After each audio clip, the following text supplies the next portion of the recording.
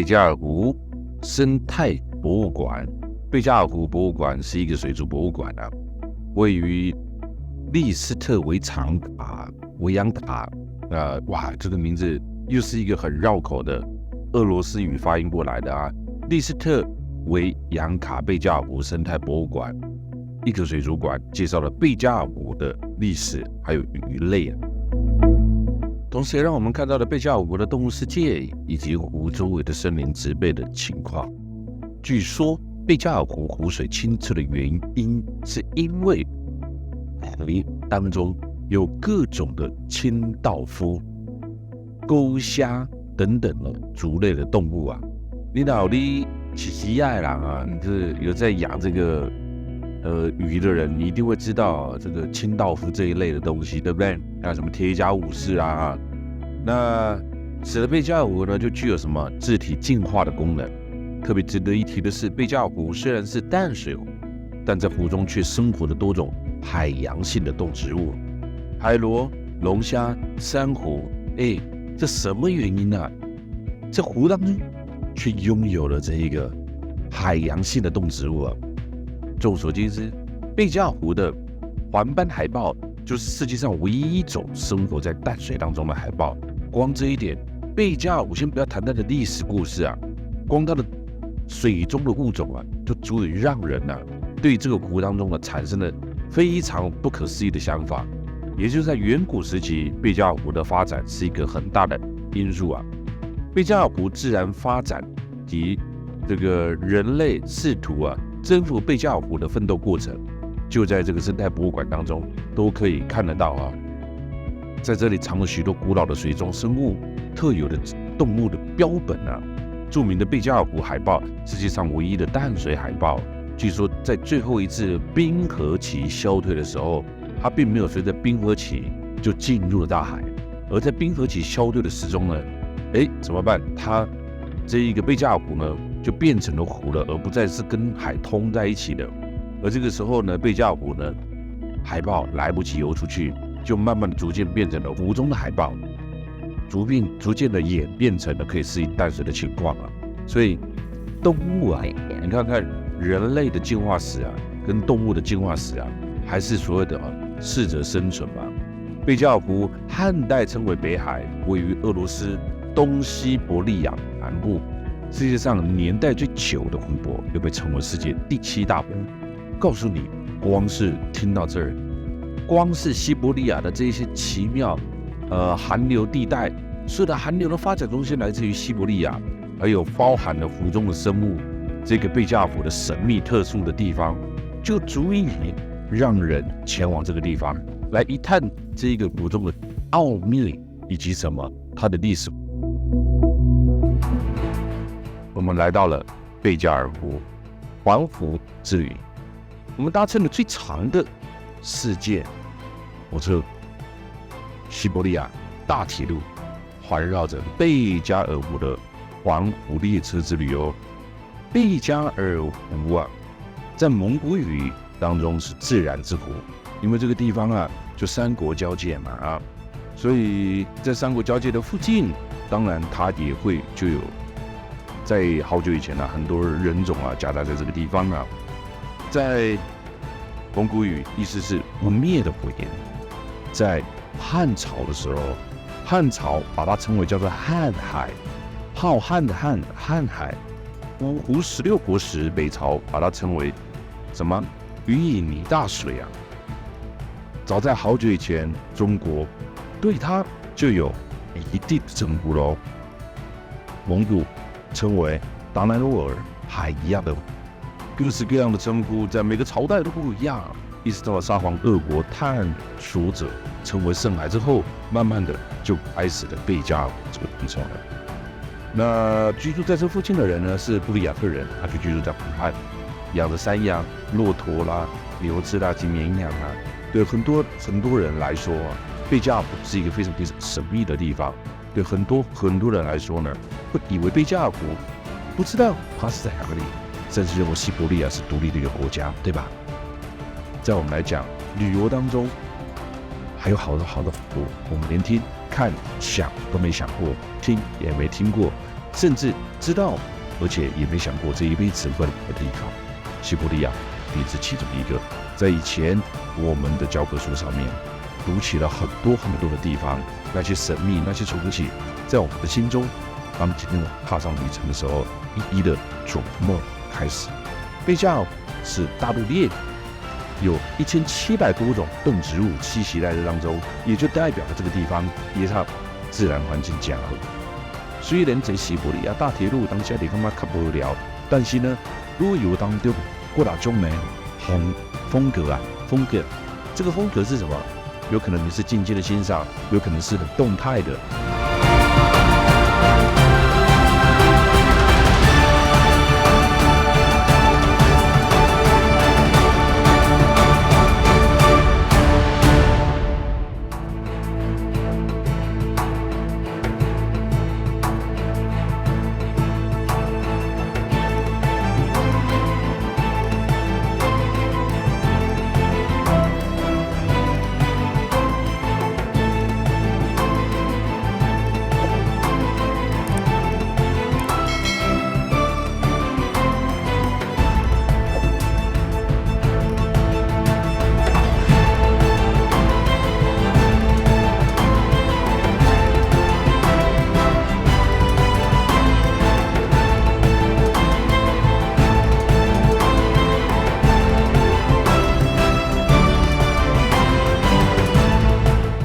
来，你看看一颗星星的火车，共产时期的火车，你觉得呢？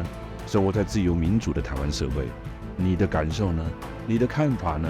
对我来说无论是伊斯兰，无论是天主教，无论是一颗星星，或是满天星星的美国，共产民主没有任何一件事情是绝对完美的，有它的好，有它的坏。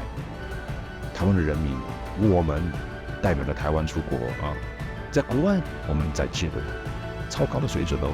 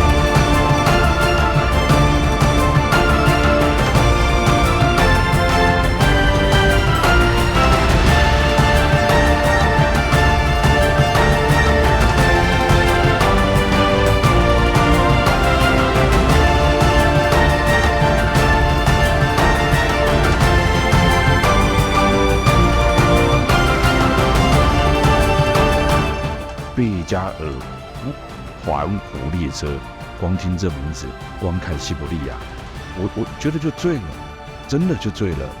这非常感受不一样的一个地方。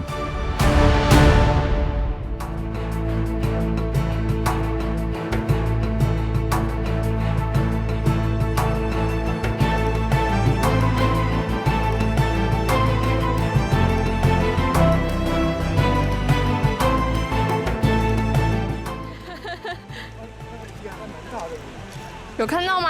有，它刚刚吊起来，看到。放进去。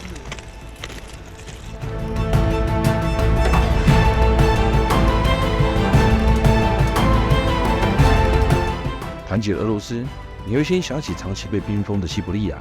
你知道，在俄罗斯的境内，其实隐藏着一个人间的仙境，就是我们今天来到的贝加尔。哇，你看看啊，好像发现新大陆一样，经过的时候，咻一下，一虫在这边了，奇怪，花的生命力就是这么强。在贝加尔湖是全世界最深的湖，湖畔的景色犹如世外桃源。夏天的贝尔加尔山林丛立，冬天的贝加尔湖海死皆边。俄罗斯的绝景山最之湖，最深的湖在贝加尔。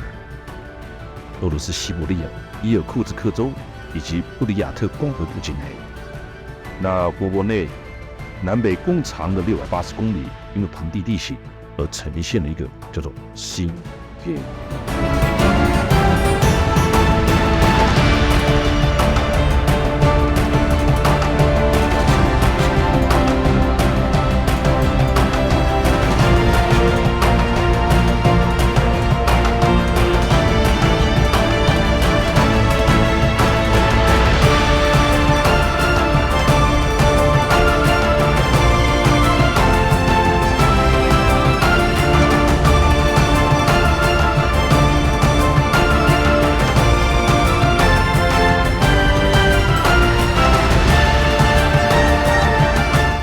虽然不是世界上最大的湖，但深度却是全球之冠。贝加尔湖水深达1700多米啊，平均的深度还有700多米。它的储水量占了全球的17到20%。贝加尔湖也是世界上最清澈的湖泊，又有西伯利亚珍珠的美誉。还有另外一个特征是什么？它也是世界上最古老的湖。对外是封闭的，变化也不大，固有的生态系统也进化着，与克隆群岛一样，有着生物进化的博物馆之称。世界上唯一以淡水生活的海豹，也只有在这个没有被污染的特殊生态系统才能够生存。所以这里有海豹，哎呦，不知道有没有那个机会看到。你看，咱这一架回家，光看那火车就醉了，你知道吗？那个火车啊，哎呦，再先进的火车都没有这种老火车来的有韵味儿，你不觉得吗？那再来呢，这个湖呢，也是最透明的一个湖。贝加尔湖最美丽的时间是在冬季的5个月里呀，湖水全部都变成了冰块，在阳光的折射下，会透出了蓝色的光，又被称为叫做蓝眼睛。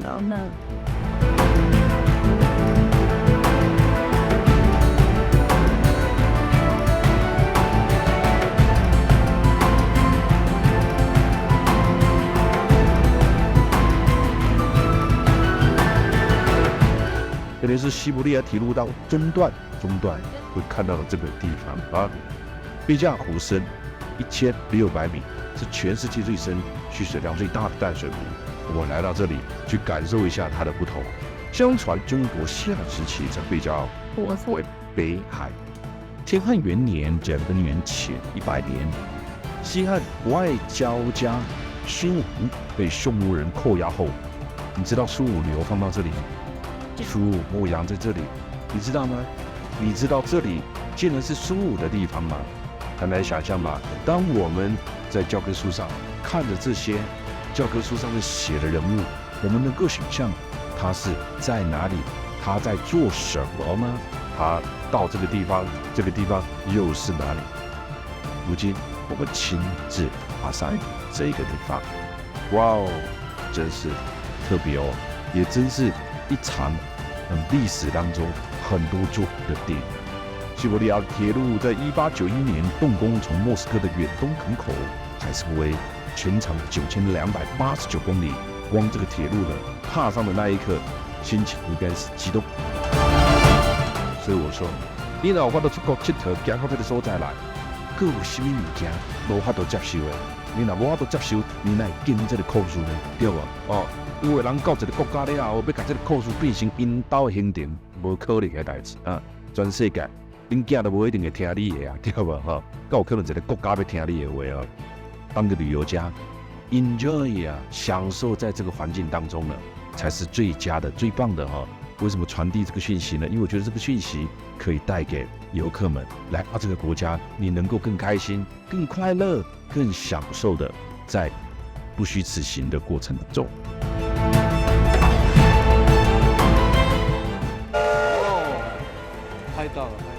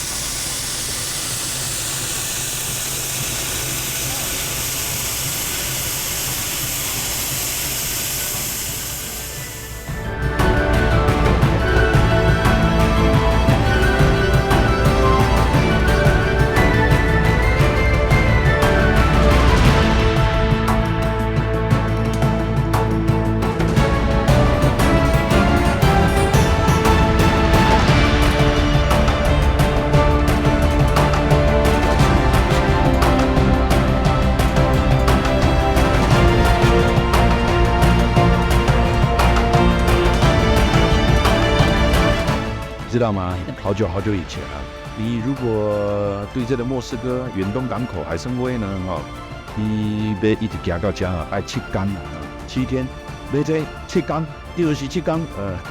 另外有从支线从贝加尔湖往南啊，那所以我前面有提到的西伯利亚大铁路其实不是单一条直通啊，其实它也岔路的啊。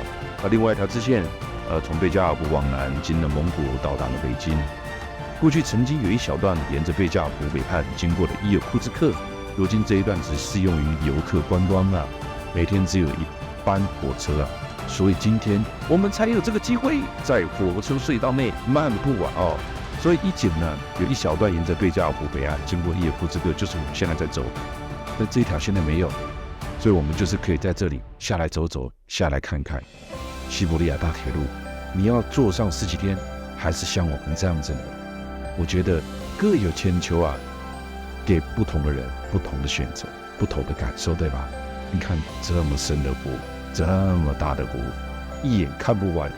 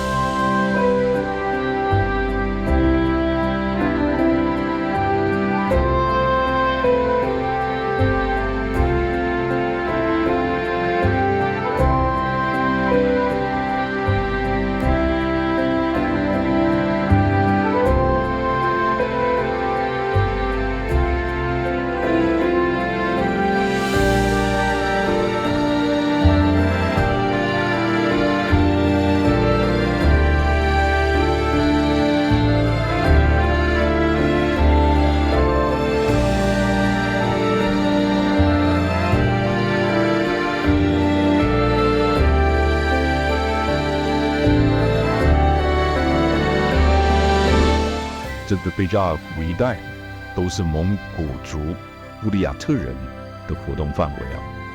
那我前面也有讲到，还有一个奥尔彭岛啊，萨满教的圣地。哇，说起的萨满教，融合了藏传的佛教啊，也有类似的煎法呢。我们后面有到，我们再来聊聊萨满教喽。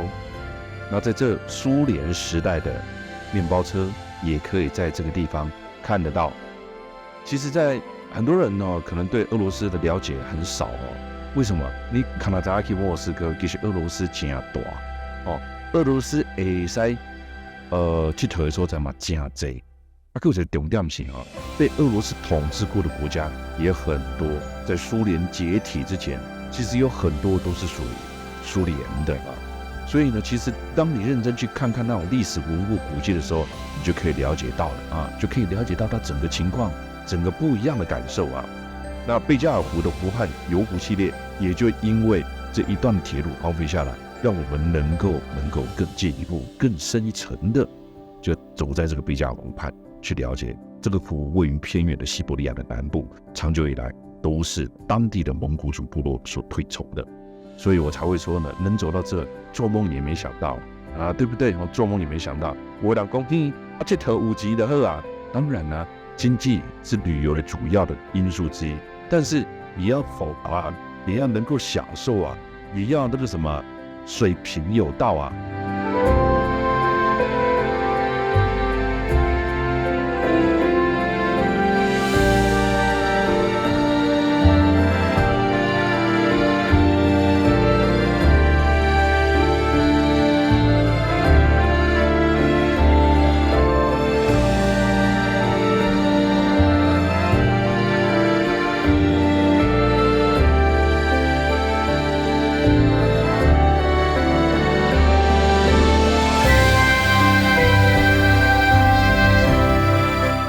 莫斯科一个科学家讲，这个湖就像每个人自幼就认识的一首动听的乐曲，风光非常明媚啊，清澈透明的湖水啊，清澈透明的湖水啊，就像音符一样。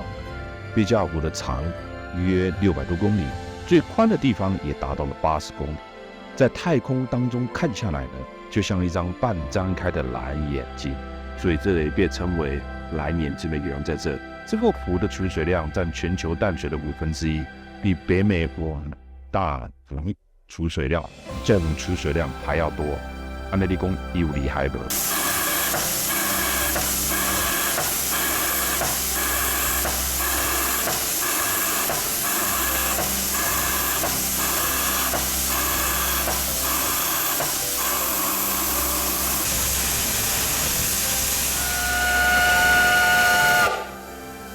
所以啊，很多人说，假如今天的贝加尔湖突然干掉了啊，要重新注满这个湖了，所需要的水量呢，等于是全球所有的河流整整1年的总流量啊！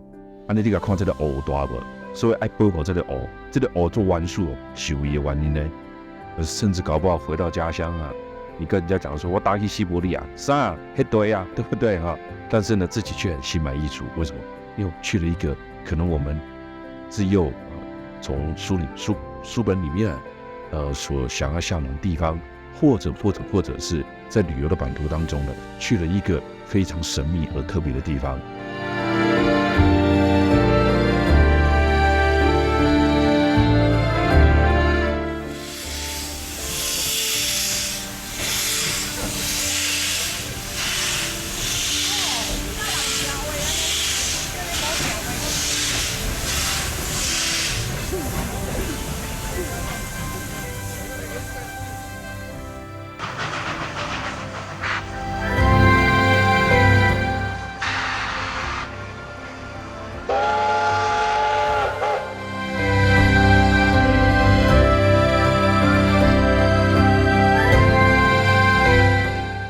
很久以前，一个次大陆向北移动，撞向了亚洲的大陆。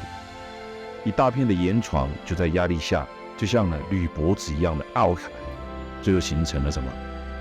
举世闻名的圣弗喜马拉雅山脉。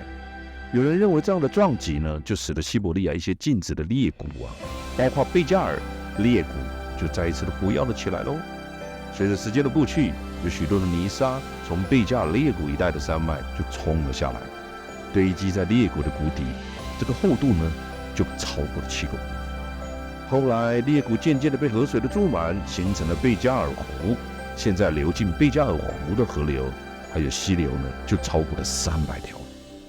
因为从贝加尔湖流出来的就只有一条，从湖流出反的只有一条，叫安加拉河，跟世界上其他古老的湖泊是不一样的。贝加尔湖并没有被沉积物所填满，也没有变成了沼泽，所以那个科学家他就相信什么？这个是由于湖底的地壳，它的板块呢还在活动，那得当那个板块就是在活动嘛，因此呢彼此以反方向移动，使得这个裂谷呢撸来撸宽，裂谷越裂越宽了。但当然你不会说一天就看到它裂了100公分，那吓人啊，那个是1000年以来的方式啊。所以不但湖底泥沙没有越堆越高，湖底反而一年比一年深，这奇特了吧？这是移动当中的地壳板块，使得湖底就喷出一条一条的热水柱啊，所以这就是它特别的地方。在湖中心泛舟呢，虽然有时候会一望无际了，你滑到最后你会怕哈，但是因为湖水异常的清澈，你知道，你如果在这湖上，你可以很清楚的看到水面以下50米的东西啊，视野非常非常的清晰。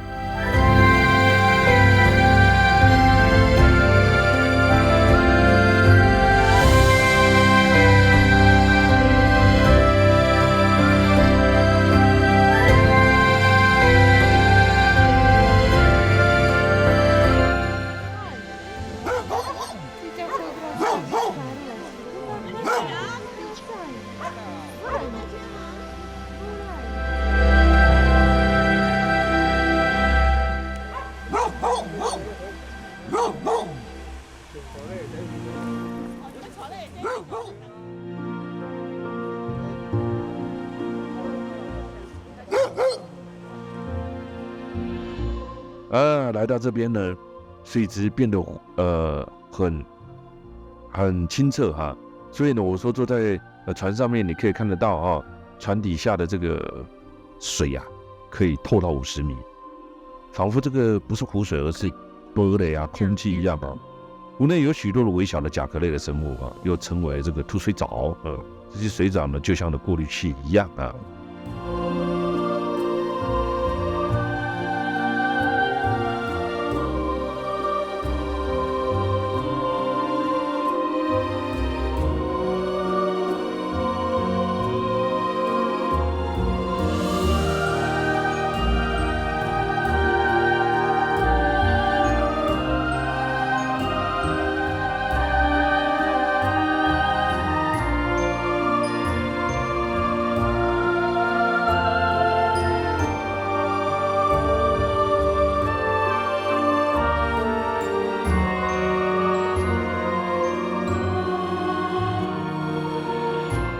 那湖水清澈，含氧量也很高。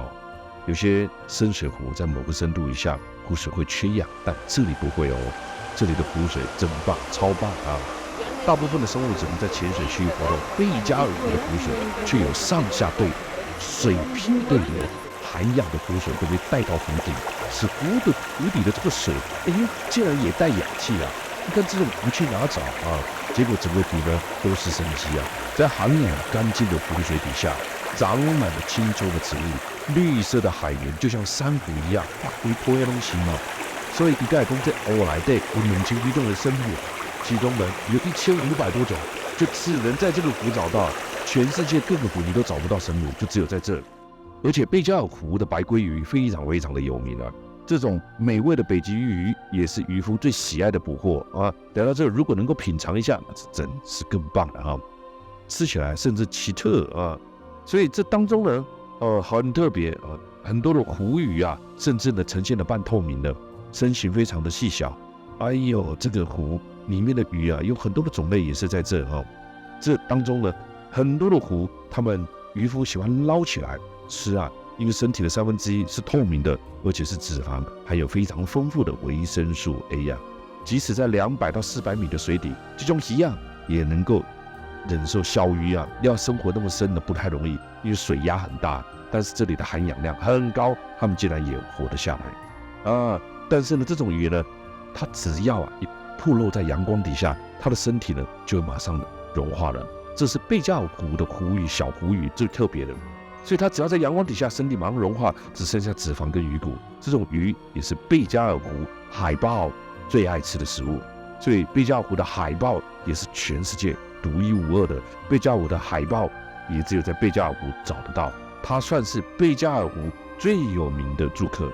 每一年贝加尔湖都会冰封大约5个月，到了1月下旬，湖面的冰最少1米厚啊。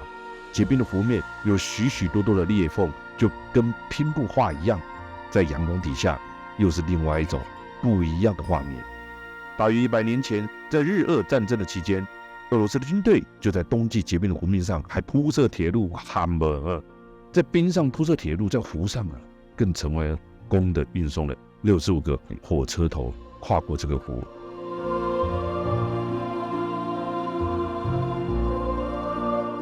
这风景美吧？美到让我们就被带上去了西米比的蓝眼睛贝加尔。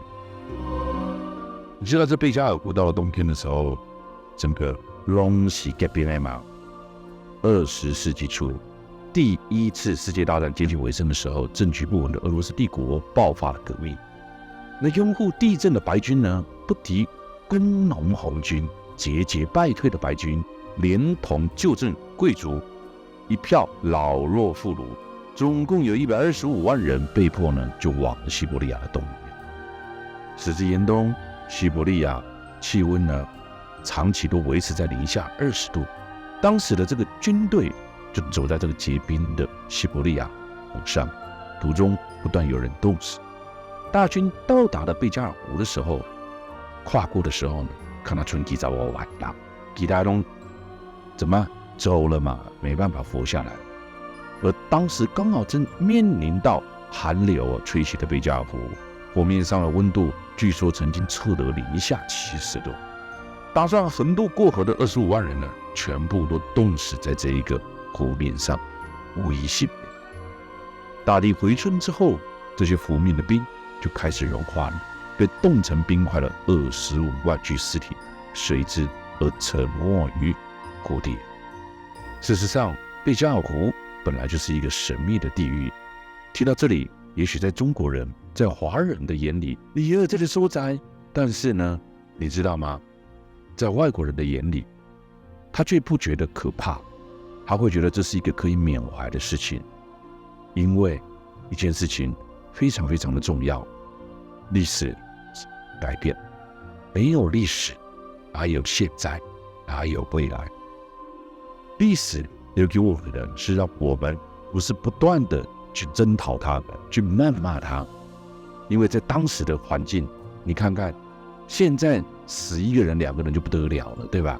当时25万人的军队就在贝加尔湖沉到湖底，在当时的那个环境，你能怎么办呢？你能怎么办？你不能怎么办嘛，对吧？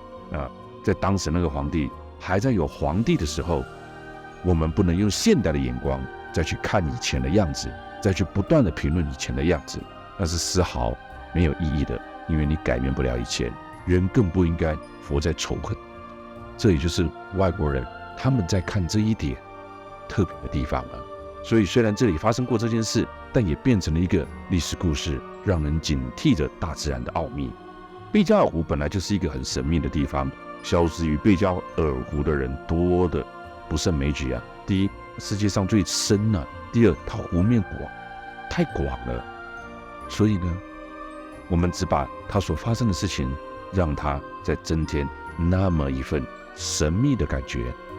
俄罗斯人间仙境，世界最深、最美、最清澈的贝加尔湖，最深的湖在这儿，最古老湖在这儿，最透明的湖也在这里。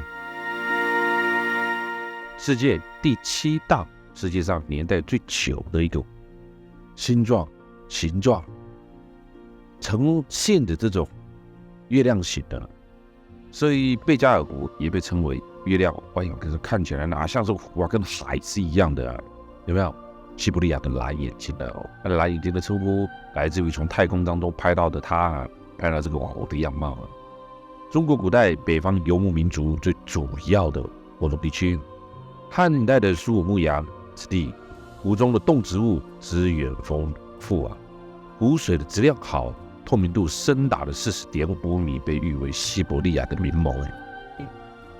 所以，当这个湖当中呢，贝加尔湖当中特有的欧姆鱼，以及什么鲟鱼，这当中不知道大家这一趟有没有机会看得到贝加尔湖的海蛙，长相非常好可爱，圆嘟嘟的嘛，其实海豹都长一样。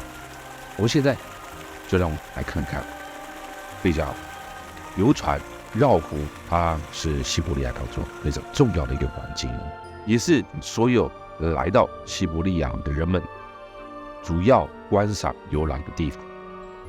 为什么？因为它也代表了西伯利亚的历史。